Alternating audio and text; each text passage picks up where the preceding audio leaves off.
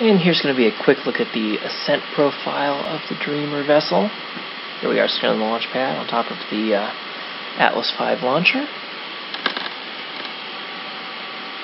Now go ahead and take off, and now let's take a look around the cockpit while we're in Ascent mode here. Put SAS on to keep us steady on the first few thousand meters.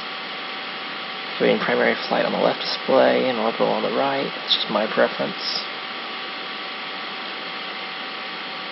Here I'm going to go ahead and show you the two built-in cameras.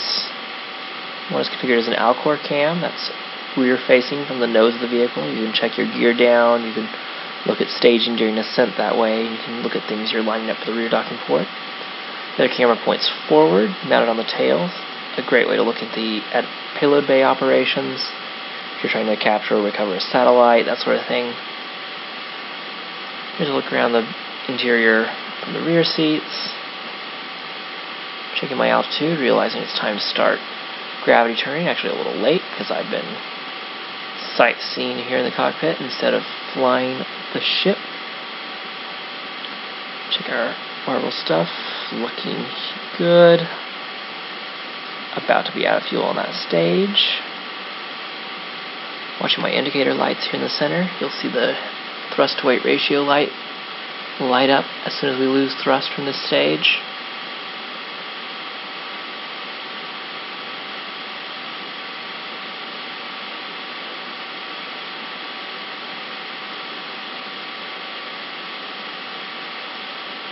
There we are, TDR and MECO for main engine cutoff.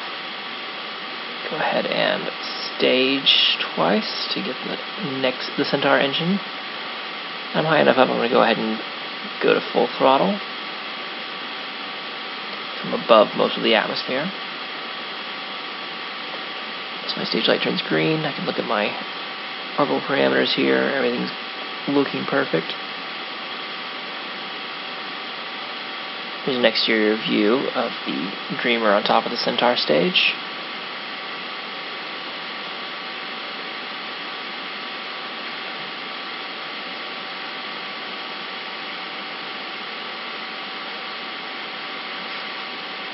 And here, due to some poor editing, we're just watching the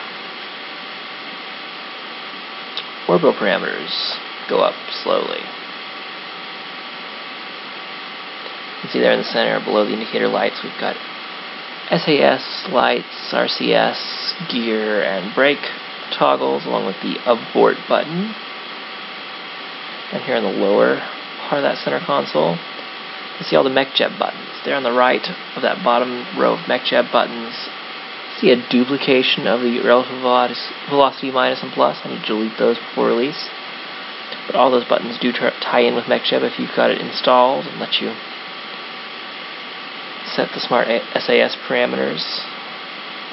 We've also got the basic execute next node button that does just what you'd expect. Once you've built a maneuver node, you punch the button and MechJeb will just execute the node for you. Here we are, apoapsis above 70, so I'm going to go ahead and throttle back. Let's look at some of the autopilot integration here on the Alcor multifunction displays. In a second, I'm going to pull up the autopilot menu.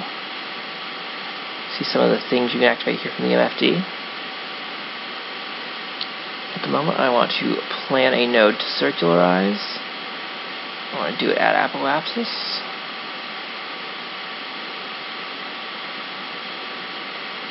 Press enter to lock it in. You won't see anything on that screen to tell you that you've done it. That's why the first couple times I tried, I hit that button several times and made a bunch of overlapping nodes.